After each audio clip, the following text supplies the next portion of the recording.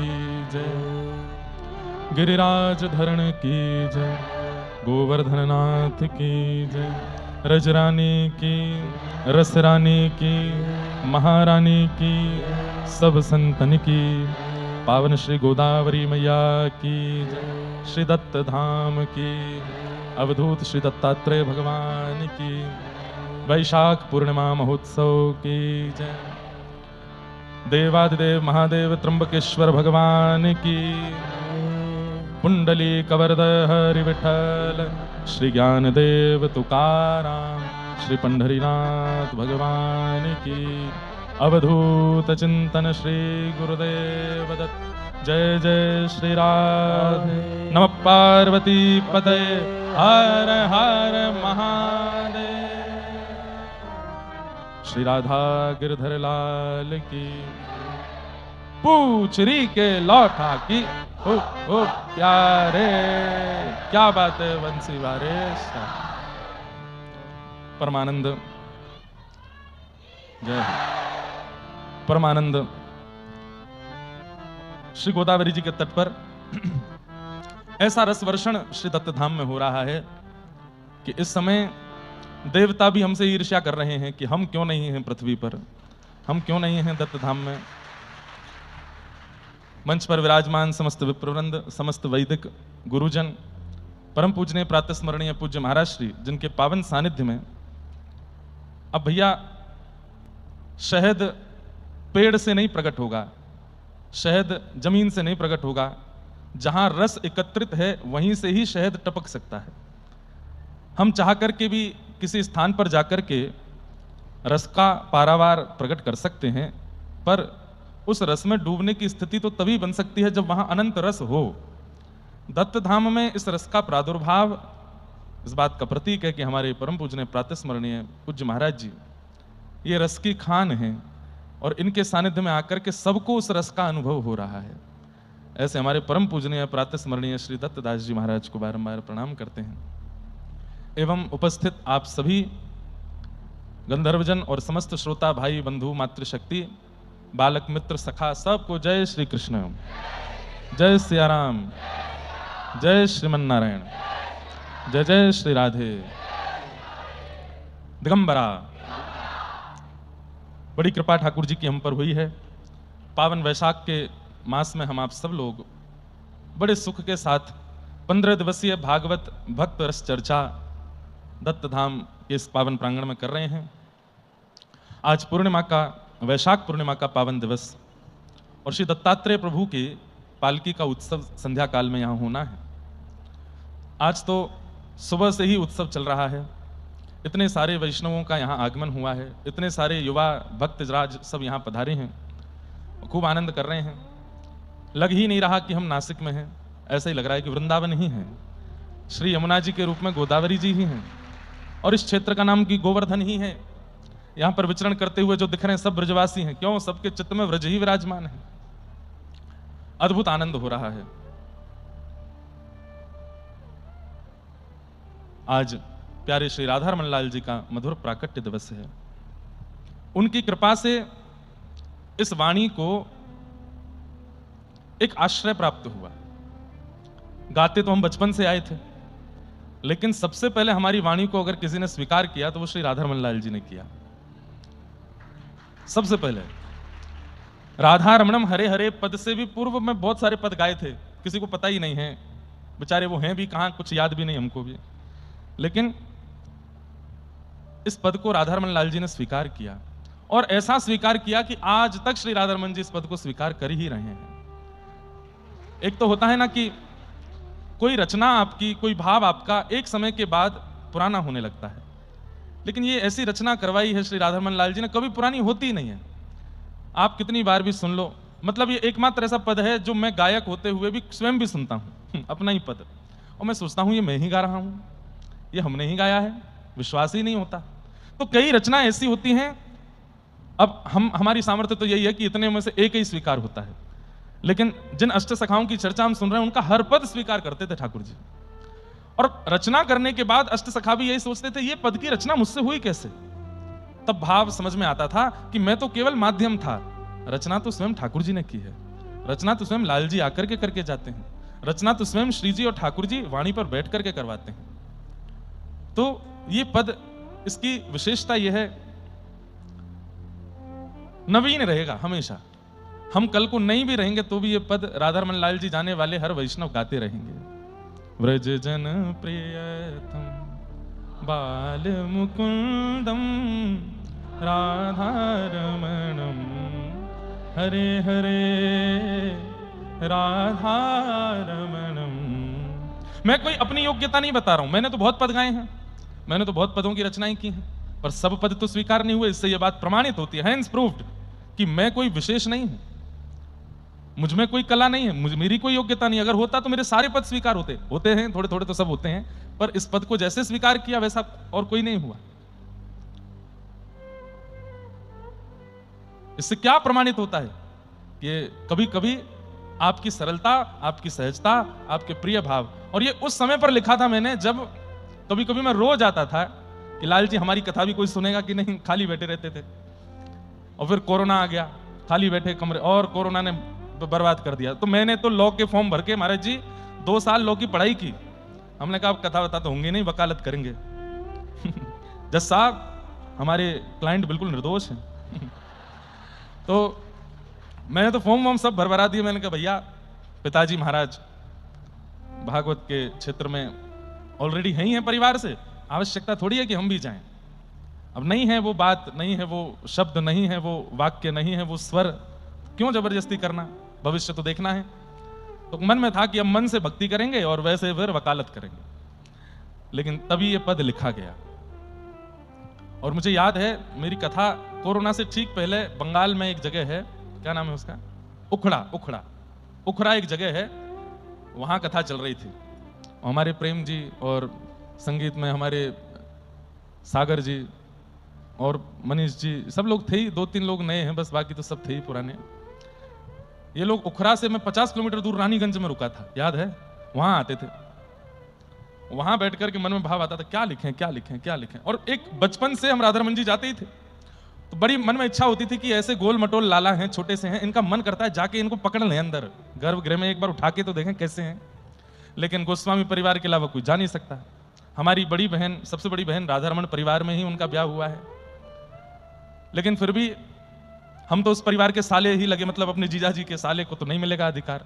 अच्छा एक बात बताऊं, द्वारिकापुरी में वहां की प्रणाली में ऐसा है कि पता नहीं, मेरे को बचपन में बताते थे कि जैसे वहां अगर ब्याह होता है, कोई द्वारिका की कन्या से ब्याह करे और मंदिर परिवार पुजारी की कन्या से, तो जमाई राजा को द्वारिकाधीश का स्पर्श करने का अधिकार होता है।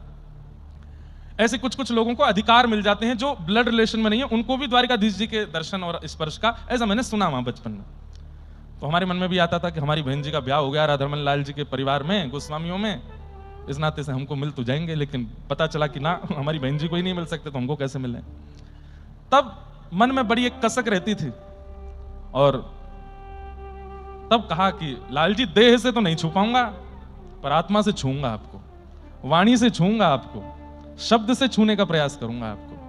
ऐसी कोई रचना करवाइएगा कि शब्द से आपका स्पर्श हो जाए, वाणी से आपका स्पर्श हो जाए। और वहां हम लोग बैठ करके दिन रात, ये राग भीम पलासी है ना, इसको ही सुनते रहते थे पूरे दिन। और फिर उसके बाद शब्द लाल जी ने ही प्रकट किए, मेरी योग्यता नहीं, मैं फिर कह रहा हूं। राजत वनमालम रूप रसालम राधारमणम हरे हरे जत वनमालम रूप रसालम राधारमणम हरे हरे। अच्छा एक बात कह दूं बंधुओं, ये पद स्वयं में राधारमण लाल जी ही हैं। इस पद को आप शब्द नहीं समझो, ये राधारमण जी ही हैं ये पद के रूप में। और जितने भी रामानुज दास दासी आए हैं नासिक, दत्त प्रभु की कृपा से, इसको नित्य स्तुति में गाया करो, रोज लाल जी के सामने बैठ के गाया करो। 2-4 पंक्तियां इसमें ऐसी हैं जो मैंने गाई ही नहीं थी रिकॉर्डिंग में, लेकिन वो भी बहुत सुंदर हैं। राजत वनमालम रूप रसालम राधारमणम हरे हरे राजत वनमालम रूप रसालम राधारमणम हरे राधारमणं हरे हरे राधारमणं हरे हरे वेणुकृतनादम् आनंद अपारम राधारमणं हरे हरे राधारमणं हरे हरे व्रज जन प्रियतम बालमुकुन्दं राधारमणं हरे हरे राधारमणं हरे हरे। और एक पंक्ति जो नहीं गाई है, रिकॉर्डिंग में नहीं गाई, आज गाते हैं ना, राधारमण लाल जी का प्राकट्य दिवस है। यमुना तीरम वृंदाविपिनम राधारमणं हरे हरे यमुना तीरम वृंदाविपिनम राधारमणं हरे हरे ओ राधारमणं हरे हरे राधारमणं हरे हरे अति सुखधामं मयूर पुकारं राधारमणं हरे हरे राधारमणं हरे हरे व्रज जन प्रियतम बालमुकुन्दं राधारमणं हरे हरे राधारमणं। और इस पद की अंतिम पंक्ति पूज्य मलुकपीठ वाले महाराज जी ने, जब मैंने उनको दिखाया पहली बार, छोटा सा ही था मैं, महाराज जी कुछ लिखा है, पहले तो हंसे देख के, बोले इसमें एक पंक्ति हम लिख दें, मैंने कहा लिख दो महाराज जी। तब अंतिम पंक्ति पूज्य महाराज जी ने प्रसाद कर दिया, मतलब जैसा तैसा भी भोग बनाओ। देखो भोग की एक प्रसिद्ध एक बात बताएं, सामग्री कैसी भी बनी हो रसोई में, उसकी सुंदरता में चार चांद लग जाते हैं, जैसी उसमें तुलसी पधरा दी जाती है। सामग्री कैसी भी हो, रूप रंग कैसा भी हो सामग्री का, तुलसी पधराते ही वो सुंदर दिखने लगती है। और सुंदर ना भी दिखे तो आपके घर पर यदि कोई संत आए हैं, यदि कोई महापुरुष आए हैं, वैष्णव आए हैं, आप उनके सामने कोई चीज प्रस्तुत करो कि महाराज जी कुछ पाइए ना, तो भले ही अनेक सामग्री हो, लेकिन जिसमें तुलसी पधराई हुई होगी ना, उस सामग्री को वो जरूर लेते हैं कि ये ठाकुर जी का प्रसाद है। तो ऐसे ही ये सामग्री तैयार तो करी जैसी तैसी थी, लेकिन महाराज जी ने इसमें तुलसी पधरा दी। और अंतिम पद महाराज जी ने लिखा, भक्तवत्सलं रसिक नरेशं राधारमणं हरे हरे भक्तवत्सलं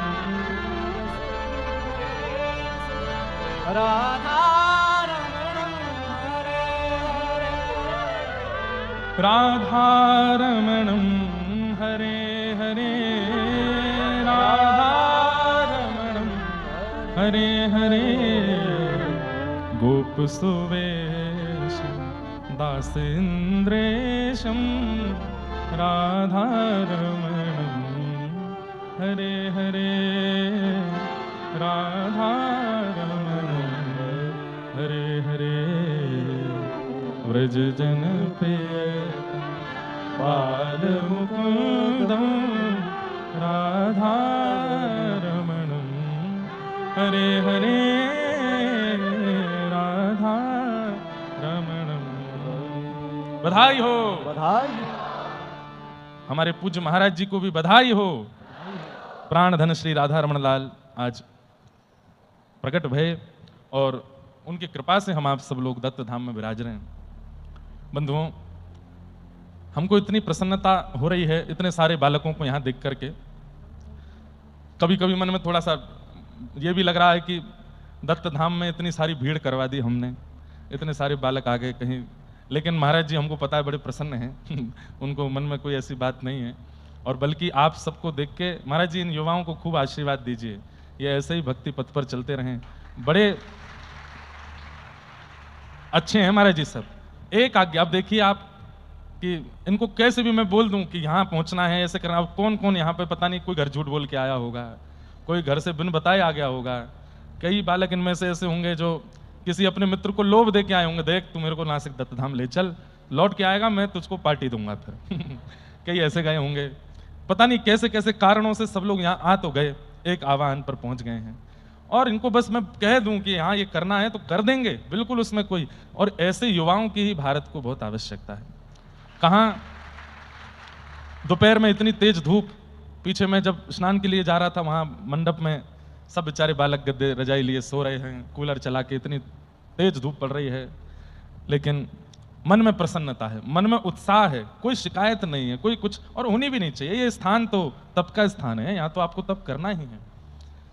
दोपहर में धूप इतनी तेज है कि कहाँ भागें पता नहीं चलता, और रात में महाराज ऐसा लगता है कि दिसंबर की जनवरी की जाड़ा पड़ रहा हो। आज सुबह 4 बजे स्नान करने गए तो मेरी कटकटी चल रही थी, दांत कड़कड़ा रहे थे। नासिक भी अद्भुत है, दत्त प्रभु ने भी ऐसी अद्भुत व्यवस्था करी है। पता चला कि इतने सारे वैष्णव रात को सोने के लिए आएंगे, व्यवस्था आश्रम में तो भर गया है, तो बाहर रहना पड़ेगा, तो ऑटोमेटिक एसी चला दिया है 18 नंबर पर। लो, जरूरत ही नहीं है, बड़ी बड़ी कंपनियां फेल हो गई हैं, ठाकुर जी ने बड़ा वाला एसी चला दिया है, और नासिक दत्त धाम में। और ये नासिक शहर में शायद इतना टेम्परेचर कम नहीं होगा रात को, यहीं कम रहता है। यहाँ पे ऐसा बढ़िया माहौल रात में कि सोने में किसी को कोई असुविधा ना हो, सब चैन से सो जाएं। पर हम सोने दें तो ना, 1 बजे तक तो रात में राग रागनियां सुन रहे थे, उसके बाद 4 बजे तो सब नहा धो के तैयार।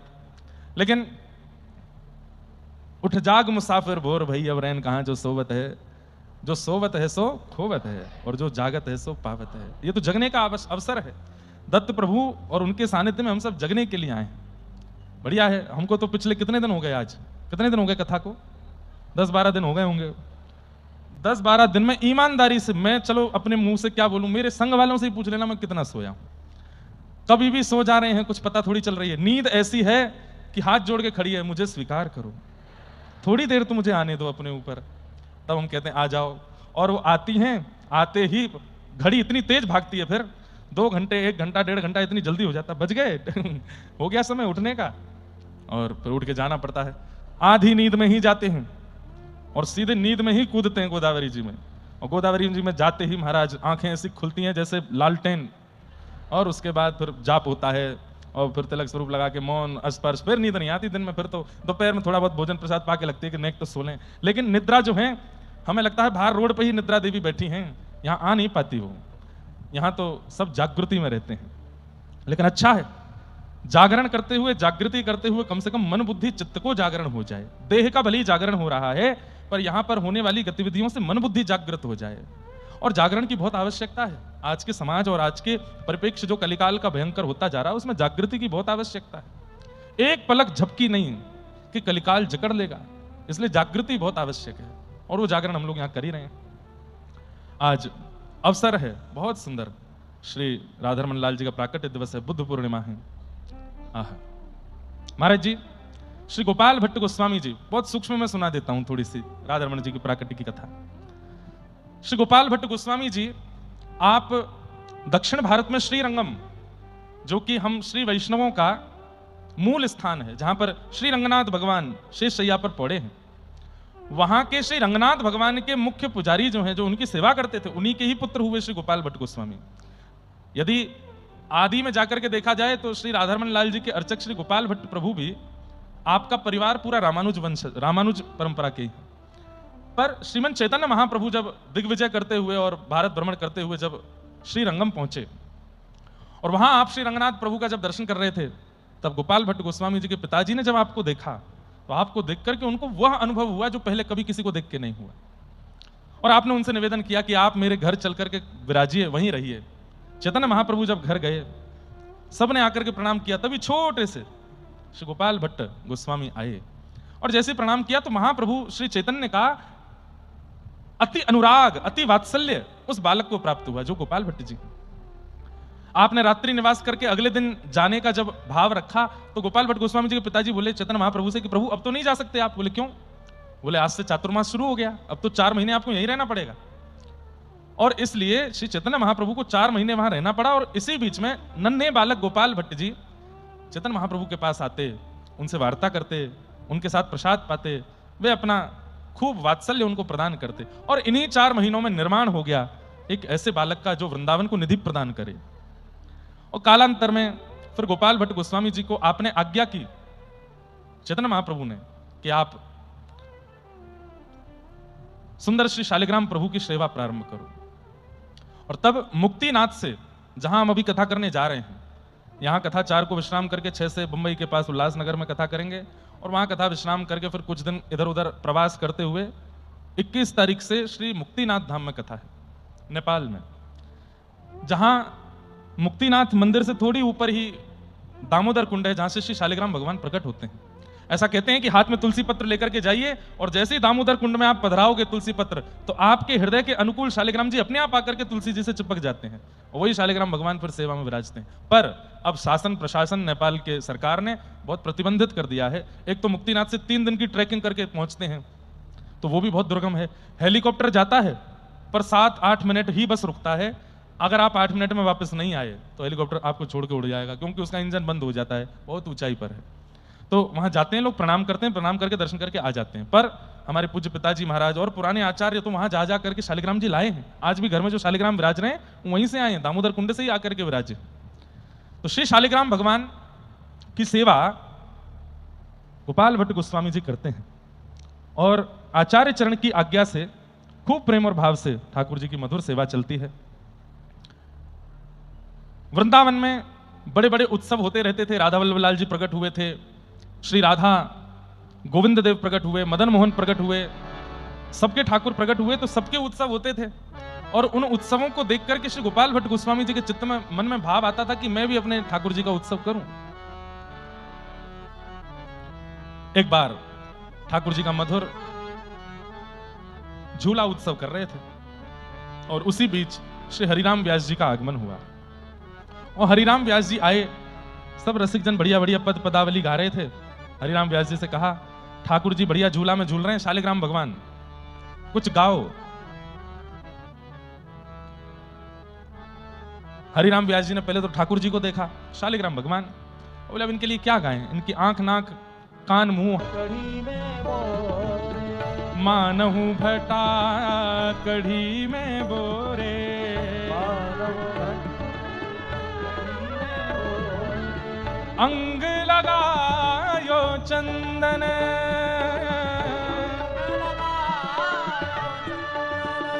ओ झूले रे झूले मेरे गंडकी नंदन, झूले रे झूले मेरे। क्या कह रहे हैं? अब आप अपने ठाकुर जी का उत्सव करो, और कोई आकर के आपके ठाकुर जी को गा तो रहा है, लेकिन उसमें कुछ ऐसी बात बोलते, बोले क्या बोल रहे हैं? बोले ऐसे लग रहे हैं ठाकुर जी जैसे मानो बैगन को कढ़ी में बोर के रख दिया हो।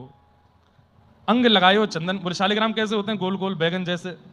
और बोले बैगन को कढ़ी में अगर थोड़ा डुबा दो तो कढ़ी का पीलापन उसके ऊपर आ जाता है। तो ऐसे ही लग रहे हैं कि मानो जैसे भट्टा माने बैगन के ऊपर कढ़ी लगा दी हो, अंग लगायो चंदन। गोपाल भट्ट गोस्वामी जी बोले आप पद गा रहे हो कि क्या कर रहे हो? हमारे ठाकुर जी के बारे में क्या बोल रहे हो? हरिराम व्यास जी थोड़े विनोदी स्वभाव के थे, बोले बुरा मत मानो, अब जैसे ठाकुर जी हैं वैसा ही तो वर्णन करूंगा। अब भट्टा जैसे तुम्हारे ठाकुर जी हैं तो फिर वैसे ही वर्णन होएगा। आगे क्या गा रहे हैं? आहा, हाथ ना पाए नैन नहीं नासा, हाथ ना पाए नैन नहीं नासा, हाथ ना पाए नैन नहीं नासा, हाथ ना पाए नैन नहीं नासा। ना इनके हाथ है, ना इनके पाम है, ना इनकी नाक है, ना इनके नेत्र हैं। ध्यान करत कछु होते आनंदन, ध्यान करत कछु होत आनंदन, जालंधर और वृंदावल्लभ, जालंधर और वृंदावल्लभ। गावे व्यास कहाँ कही चंदन, गावे व्यास। कहाँ ना इनकी नाक है, ना इनकी आंख है, ना कान है, ना हाथ है, ना पैर है, मैं क्या वर्णन करूं इनका? बस एक ही चीज दिख रही है। बोले क्या? जालंधर की पत्नी तुलसी जी इनके ऊपर पधराई हुई है, नीचे भट्टा जैसे ठाकुर जी बैठे हैं। अब कोई ध्यान आ ही नहीं रहा है चित्त में, तो मैं क्या गाऊं? और ऐसा गा करके थोड़ा हंसी मजाक सा करके हरिराम व्यास जी वहां से चले गए, लेकिन महाविषाद दे करके चले गए। किसको? गोपाल भट्ट गोस्वामी जी को। इधर देखो सब लोग, जहां देखो। गोपाल भट्ट गोस्वामी जी अपने ठाकुर जी शालिग्राम जी को देखें, कहें जय जय। गोविंद देव जी के नेत्र हैं, मदन मोहन जी के नेत्र हैं, गोपीनाथ जी के हाथ पैर हैं, मेरे राधारमण प्रभु के कोई कुछ क्यों नहीं है? आप केवल शालिग्राम जैसे ही क्यों? आपके आंख नाक मुंह कान क्यों नहीं है? आप इस विरह में चले गए कि आपके नेत्र क्यों नहीं है नाथ, आपके कान क्यों नहीं है, आपके हाथ क्यों नहीं है। और तभी अब उत्सव चल रहा था तो कोई आकर के पद गा रहा था, कोई आकर के स्तुति गा रहा था, कोई आकर के वेदों की ध्वनि, वेद की ऋचाएं सुना रहा था। एक व्यास जी आए, उनसे कहा आप कुछ प्रवचन कर दो। तो व्यास जी बोले आज नरसिंह चतुर्दशी है, कल की बात थी। बोले हम प्रहलाद जी का चरित्र सुनाते हैं। प्रहलाद जी का चरित्र चल रहा था, गोपाल भट्ट गोस्वामी जी झूला झुला रहे हैं अपने श्री शालिग्राम भगवान को। और तभी वो कहते हैं कि प्रहलाद के प्रेम के वशीभूत होकर के भगवान खंभ भेदन करके नृसिंह बन करके प्रकट हो गए। बोलो नृसिंह भगवान की जय। गोपाल भट्ट गोस्वामी जी का चिंतन कहां गया? बोले आप खंभ से प्रकट हो सकते हो तो शालिग्राम से क्यों नहीं? और आप तो बस जिद में अड़ गए। बोले नाथ जब प्रहलाद के लिए खंभ भेदन करके आ सकते हो तो मेरे लिए शालिग्राम से नहीं आओगे? रात भर विरह। बंधुओं एक बात तो माननी पड़ेगी, विरह प्रकट करता है ठाकुर जी को।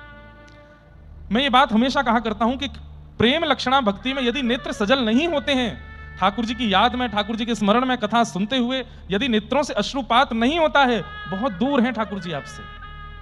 लेकिन कई लोग आकर के कहते हैं महाराज जी बहुत छोटी छोटी बात कथा में आप कह देते हैं, हमारा मन इतना भारी हो जाता है, नेत्रों से अश्रुपात होने लगते हैं, बस लगता है सब छोड़ के वृंदावन चले जाएं। ये बहुत बड़ी कृपा है कि आपको इतना विरह होता है। विरह प्रसाद में देते हैं ठाकुर जी। आजकल लोगों को प्रेम मिल जाता है, भक्ति मिल जाती है, ज्ञान हो जाता है, वैराग्य हो जाता है, पर विरह नहीं मिलता, विरह नहीं मिलता। बहुत प्रयास करता हो वृंदावन जाने के और हर बार वो विफल हो जाता हो, समझ जाओ ठाकुर जी उसको विरह देना चाहते हैं। और एक बार तो ऐसा हो जाए कि बस रोने लग जाए वृंदावन की याद में, व्याकुल हो जाए वृंदावन के लिए, समझ जाओ कि अब चित्त पवित्र हो रहा है, अब शुद्ध हो रहा है हृदय। इतना विरह हुआ श्री गोपाल भट्ट जी को कि नाथ आप क्यों प्रकट नहीं हो रहे हैं? और रोते रोते रोते आप सो गए। सुबह यमुना स्नान करने के लिए चले गए, आकर के अपने ठाकुर की सेवा करनी थी, लेकिन अभी भी विरह में ही थे। यमुना स्नान करते हुए भी रो रहे हैं, वापस आते हुए भी रुदन कर रहे हैं कि मेरे ठाकुर जी शालिग्राम ही क्यों हैं, क्यों इनके आंख नाक मुख क्यों नहीं है? आपने दीप प्रज्वलित करके जैसे ठाकुर जी की मंगला के लिए शालिग्राम भगवान के सन्मुख बैठे तो क्या पाते हैं कि वहां तो शालिग्राम जी के सिंहासन पर एक कपड़ा ऐसे उठा हुआ है, जो रात्रि में चद्दर सी उड़ाई थी ठाकुर जी को, वो उठी हुई है, मतलब ऐसे खड़ी पर किसी ने डाल दिया हो। आपने पहले विचार किया कि कोई सर्प आदि तो नहीं आ गया है, तो क्या है? और जैसे ही कपाट खुले हैं, मानो उस पर्दे को हटाया है, उस आवरण को हटाया है। श्री राधा रमण लाल की।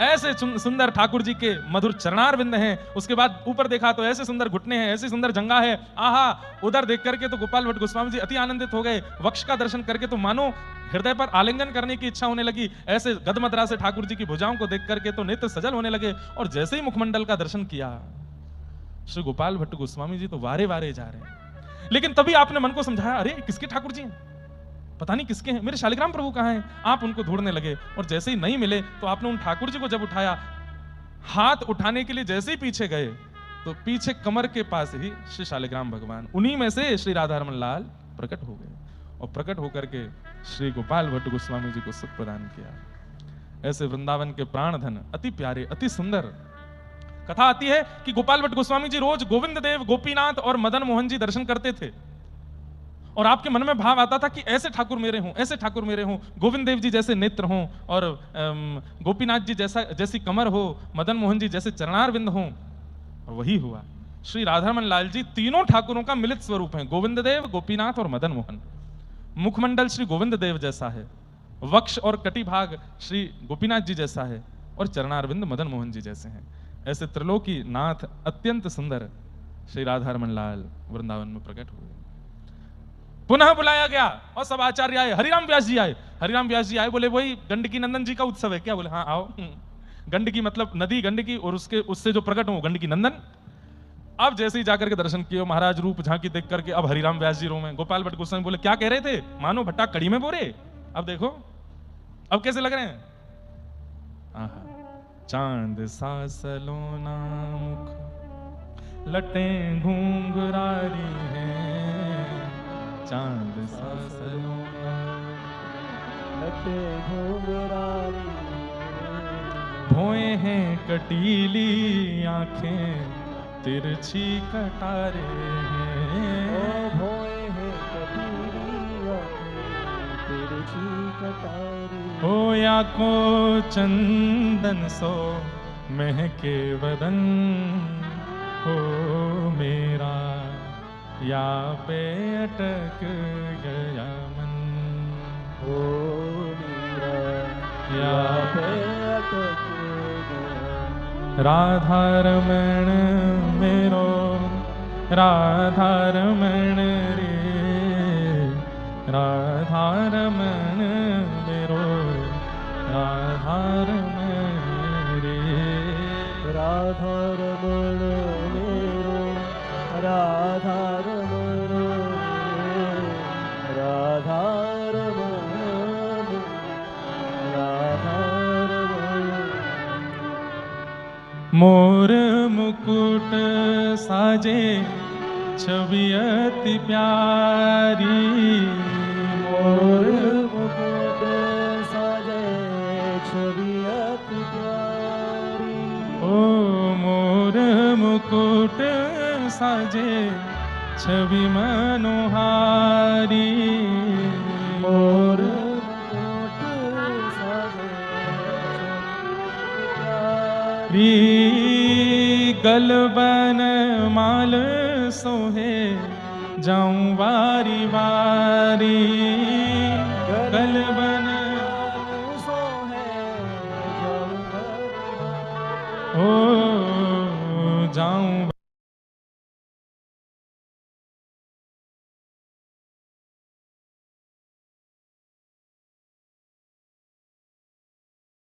यशोदा दुलारी। ओ हे नंद नंदन यशोदा दुलारे, हे नंद नंदन यशोदा दुलारे। राधा रमण राधा रमण वृंदावन वारे। राधा रमण राधा रमण वृंदावन वारे। ओ वृंदावन वारे प्यारे रमण बिहारी, मोटे मोटे नैन आखी तेरे छिकटारी। वृंदावन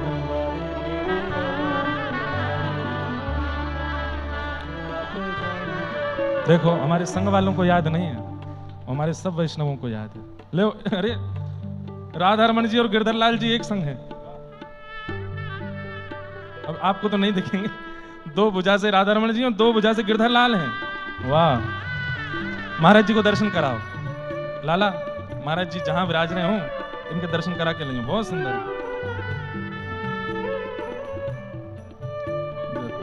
बहुत प्यारे। ओ वृंदावन वारे प्यारे रमण बिहारी, मोटे मोटे नैन आखी तेरे छिकटारे। वृंदावन वारे मोटे मोटे नैन आखी तेरे छिकटारे। ओ मत जइयो हाँ मत जइयो, मत जइयो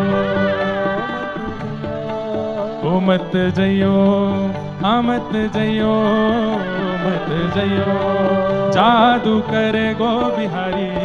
वृंदावन वारे प्यारे रमण बिहारी, मोटे मोटे नैन आखी तेरे छिकटारे।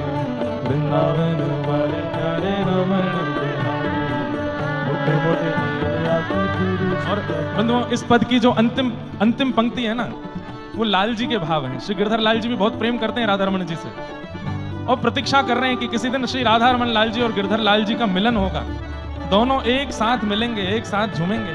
वैसे अंतरंग लीला में तो झूमते ही हैं, पर कभी हम वैष्णवों को भी पता नहीं ऐसा हो तो नहीं सकता है, लेकिन लाल जी प्रतीक्षा कर रहे हैं कि कभी राधा रमण लाल जी मुझसे मिलें। और श्री लाल जी क्या गा रहे हैं? एक दिन श्यामा संग आओ वन चारी, एक दिन श्यामा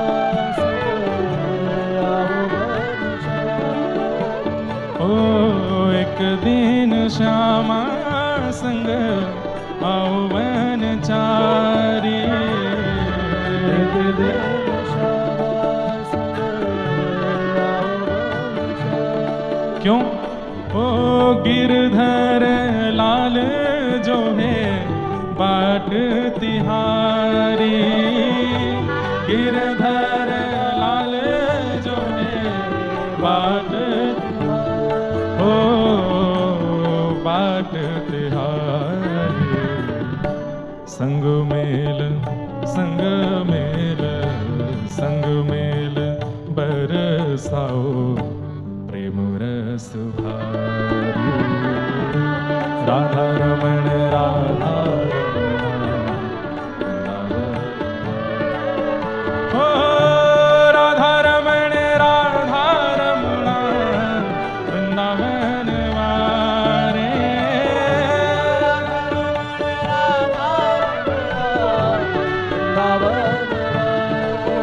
हो हे नंद नंदन यशोदा दुलारे आइए यशोदा हो हे नंद नंदन यशोदा दुलारे हे नंद यशोदा रे राधा रमण वृंदावन वारे राधा रमण राधा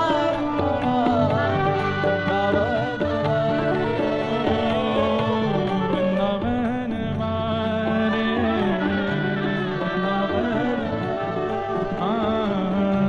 वृंदावन वारे श्री राधा रमण लाल की। ऐसे प्यारे राधा रमन लाल जी को बारंबार प्रणाम करते हैं, बारंबार वंदन करते हैं। श्री परमानंद दास जी का पावन चरित्र हम लोग श्रवण कर रहे थे, उसी चरित्र को आगे बढ़ाते हुए क्रम में प्रवेश करेंगे। और आज अष्ट सखाओं की वार्ता यहाँ विश्राम होगी, फिर रात्रि में महाराज जी से आज्ञा लेंगे कि शेष 3 दिन 2 भाव हैं, या तो चैतन्य चरितामृत सुनावें, चैतन्य चरित्र सुनावें, और या फिर महाराज जी से आज्ञा लेकर के कुछ और भक्तों के भी भाव मन में हैं, उन चरित्रों को कहने का प्रयास करेंगे। महाराज जी जैसी आज्ञा करेंगे वैसा होगा। तो परमानंद दास जी का कल हम लोग श्रवण कर रहे थे कि उनको श्रीमद् वल्लभाचार्य प्रभु ने ब्रह्म संबंध दिया और आपने नंदोत्सव का पद गाया। हेरी है भैया हो आज नंद लाए के आनंद भरे। कल हम लोगों ने खूब उत्सव भी मनाया। और एक बात बता दें, कल 2 तारीख, परसों 3 तारीख, 3 तारीख को यहाँ नंदोत्सव मनाया भी जाएगा। और 3 तारीख को क्योंकि 4 को कथा विश्राम है और यहाँ नंदोत्सव फिर अच्छे से ही मनेगा। मनता है तो फिर अच्छे से ही मनता है, और अच्छे से कैसे मनता है वो तो जो रुकेंगे उनको पता चलेगा। बस अब ये सोच लीजिएगा कि यहाँ नीचे गोदावरी जी बह रही होंगी और ऊपर कम से कम दूध घी दही बह रहा होगा। इतना यहाँ पे आनंद होता है। और केवल दूध घी दही नहीं, थोड़ी देर बाद आप जब अपने तन को सूंघेंगे तो लगेगा अरे मौसमी की सुगंध आ रही है। थोड़ी देर बाद इधर से यहाँ अरे तो अंगूर की सी खुशबू आ रही है, कहीं से इत्र की सी, कहाँ से क्या पड़ेगा कुछ पता नहीं चलेगा। तो हमें तो लग रहा है कि स्थान छोटा पड़ जाएगा, कहाँ करेंगे महाराज जी। बस मैं कह दूं महाराज जी योजना बनाएंगे तो देखना योजना कुछ और ही बनेगी फिर। तो यहाँ नंदोत्सव गोपाल काला महाराष्ट्र में होता है, तो गोपाल काला होगा। और कुछ मराठी हमारे कृष्णा जी बैठे हैं, इनसे हम सीख लेंगे थोड़ा। इनके संग में आज भी हमको रात में गाना है, वो मराठी ब्रजभाषा वाला आज भी गाएंगे। तो जो लोग उस रात्रि नहीं बैठ पाए थे आज जरूर बैठना, आज सुनाएंगे आपको। ये मराठी में गाएंगे, हम ब्रजभाषा में गाएंगे वही पद। संत श्री एकनाथ जी महाराज का और श्री दूसरा पद, हाँ जो